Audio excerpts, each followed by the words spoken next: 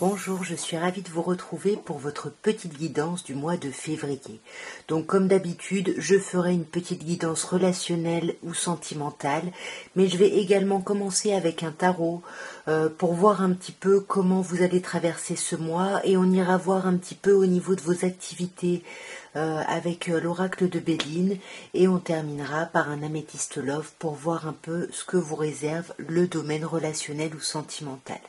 De toute façon, vous le savez, vous ne prenez que ce qui vous parle et le temps est fluide, donc moi je le fais pour le mois de février, mais la vidéo sortira avant, ça commence à partir du moment où vous la regardez finalement. Alors, on va commencer, mes chers scorpions, par un petit tarot, pour voir un peu ce qu'on peut vous dire pour ce mois, et comme d'hab, par une petite coupe, pour voir un peu le petit message d'intro qui est très chouette. Pourquoi? Parce qu'on a un 6 d'épée et un cavalier d'épée. Alors oui, on est dans le mental, on n'est pas dans l'action forcément, mais finalement, l'action qui se passe dans notre mental va avoir un impact sur notre expérience de vie. Avec le 6 d'épée, on est en pleine transition, on est en train de quitter une situation qui ne nous allait pas et on est déterminé à avancer, coûte que coûte. Là, il n'y a personne qui peut nous arrêter sur ce mois, on fonce. Alors, on vous parle du soleil, de la justice, du 10 de bâton, de la force et de la reine de bâton. Et ben, vous avez un tirage assez waouh. Déjà, on a 3 arcanes majeures, 1 sur 5. On commence par le soleil. Tout va bien. Il y a quelque chose de chouette. Il y a quelque chose de très agréable. Mais on avance tranquillement, lentement mais sûrement sur ce mois. On a des idées très précises, très arrêtées ici, et on ne veut pas. On veut pas lâcher ce qu'on pense en fait, et on est prêt à avancer même si. Voilà, même si on est seul contre tous, on va défendre notre point de vue ici. On n'est pas dans une idée d'équité où tout le monde y trouve son compte. Il y a des choses sur lesquelles on ne peut pas tergiverser, voyez. Et on sent que vous gardez quand même beaucoup de choses pour vous. C'est pas évident d'agir de la sorte sans rien dire en fait. Parce qu'on sent que vous avez besoin de vous reposer ici, vous êtes en train de tout remettre en question alors que vous avez juste besoin de déposer des choses, de vous alléger. Et j'ai l'impression que c'est ce que vous allez faire. Alors peut-être que certaines personnes vont se faire aider d'un thérapeute ici. Il peut y avoir cette idée-là. On va apprendre à prendre soin de soi, mais ça va nous coûter ici, ça va nous demander des efforts. Il va falloir qu'on se reconnecte à notre enfant intérieur. Qu'est-ce qu'on veut vraiment? Dans quelle direction on veut avancer ici? Est-ce qu'on veut vraiment rester là où on est, mais on sent que ça ne nous correspond pas, ou est-ce qu'on est prêt ou prête à se lancer, à se jeter dans le vide, dans cette énergie de feu de bâton? Et pour moi, avec la reine de bâton, vous allez le faire avec beaucoup de classe, avec beaucoup de tact, mais pour moi, vous allez commencer à agir et vous allez avoir une forme de déclic ici. Ouais, vous allez avoir une forme de déclic, et il va y avoir aussi avec l'impératrice un espèce d'éclatement créatif en fait, quelque chose qui voilà, beaucoup de communication, quelque chose qui va vous vous rendre tout foufou ou toute fofolle. Je le laisse comme ça.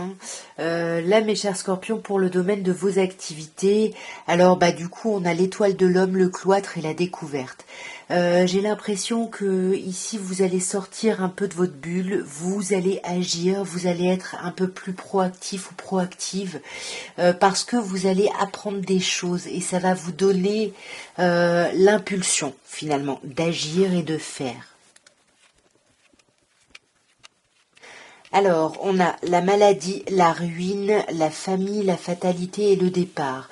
On sent qu'il y a beaucoup, beaucoup d'instabilité au niveau professionnel. Il y a quelque chose qui est un peu souffrant, il y a quelque chose qui est en train de s'effriter, vous avez plus de force, vous avez plus... Voilà, vous avez plus rien en fait, vous êtes épuisé là, vous êtes à ramasser à la petite cuillère, je sais pas ce qui s'est passé là. Peut-être que c'est simplement que vous avez été malade, et que du coup, peut-être que vous vous rendez compte que vous n'arrivez pas à gérer le boulot, qu'il y a quelque chose de compliqué. Ouais, vous essayez de faire preuve d'intelligence et de hauteur parce que de toute façon là, vous arrivez plus, vous êtes épuisé, là il faut vous reposer en fait, hein. Peut-être que c'est ça la maladie, hein. Peut-être qu'il y a une instabilité qui vous demande de vous reposer parce que là, il n'y a aucun signe, il n'y a rien qui arrive en fait. Et là, on vous demande de vous concentrer sur vous, sur votre famille, sur votre foyer, voyez, sur les choses qui vous rassurent. Et il faut essayer d'aller vers de la nouveauté, vers des choses que vous ne connaissez pas, au niveau de l'activité, au niveau professionnel, parce que pour moi, il pourrait y avoir un coup de chance. Saisissez les opportunités si elles se produisent. Parce qu'avec la fatalité, ici, il y a quand même quelque chose d'un peu compliqué. Pour moi, c'est comme si sur ce mois, vous voyez, vous essayez de lutter, de vous accrocher, mais avec la fatalité, en fait, c'est pas une idée d'échec, mais il y a quelque chose qui se termine, en fait.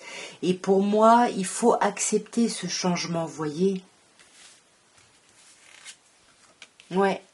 Accepter ce changement et travailler justement sur votre instabilité. Entre l'inconstance et la maladie, on n'est pas bien. Voyez, la stérilité, il y a quelque chose là. Il faut penser à vous ici, il faut vous prioriser, il faut partir ici. Pour moi, s'il y a la possibilité, partez pour votre bien-être ici.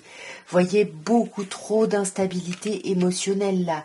Et puis des conflits peut-être hein, avec ses collègues, avec ses associés justement. Alors mes chers scorpions, on va terminer avec un améthyste love, pardon, pour voir un petit peu ce que vous réserve votre vie un peu plus relationnelle, voire sentimentale.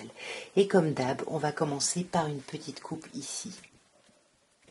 Alors, nous avons le renard qui nous parle de ruse, qui nous parle de prudence. Ici, on a peur de tomber dans le piège de quelqu'un et on vous parle de fonder une famille. Donc peut-être qu'on a peur de se faire avoir par quelqu'un parce qu'on a l'impression que cette personne-là veut absolument une famille. Soit on a une famille et on se méfie justement par rapport à nos actions, par rapport à ce qu'on fait. On va voir dans le détail, bien évidemment, mes chers scorpions. Alors on vous parle de quitter. On vous dit laisse derrière toi ce qui ne correspond plus. Ose le changement, ce qui ne te correspond plus. Ose le changement ici. Bon, on va voir d'un peu plus près. Ouais. Ici, si vous êtes dans une histoire de rivalité, de triangulaire, c'est ce qu'on vous demande de quitter ici, hein, clairement. Hein.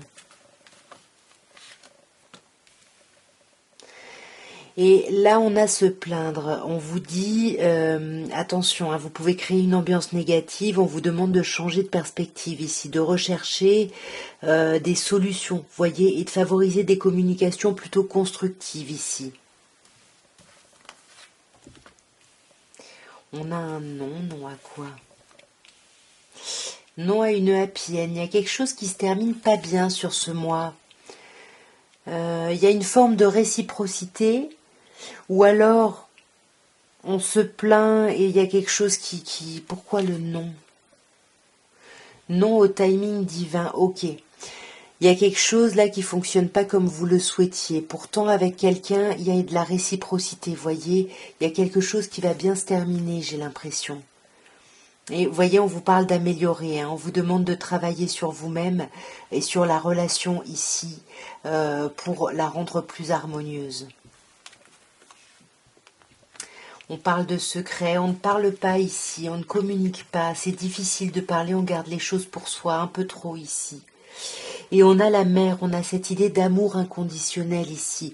Est-ce qu'on parle de votre propre mère, de vous en tant que mère, de la mère de vos enfants, à vous d'adapter, mais en tout cas, il y a quelque chose qu'on ne dit pas par rapport à cette personne.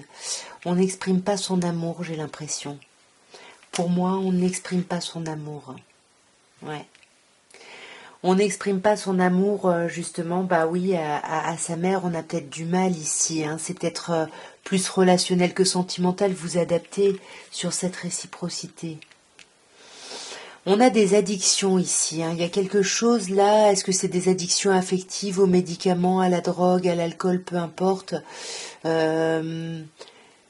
Pour moi, il y a une problématique peut-être par rapport à l'idée d'une vie commune ou d'un projet grossesse ou d'enfant déjà existant ici. Ouais, voyez, peut-être que pour les enfants, on a besoin de s'éloigner de ça et on est peut-être d'accord avec quelqu'un là-dessus ici. Et c'est pour ça qu'on a la happy end, voyez, parce qu'il y avait peut-être trop de remords et de regrets ici. Et se plaindre, ça ne fonctionnera pas ou ça n'a pas fonctionné. Donc vous faites preuve de hauteur et vous changez les choses. On vous dit que les choses bougent et avancent par rapport à cette idée de rivalité. Et on quitte l'isolement, on quitte la solitude, c'est très chouette, hein. On va vraiment vers une belle amélioration ici, hein. Et on vous parle de traumatisme d'injustice, il y a quand même des peurs ici, hein. Il y a quand même des peurs. On ne parle pas de sa colère, on a de la colère pour quelqu'un qu'on aime, j'ai l'impression.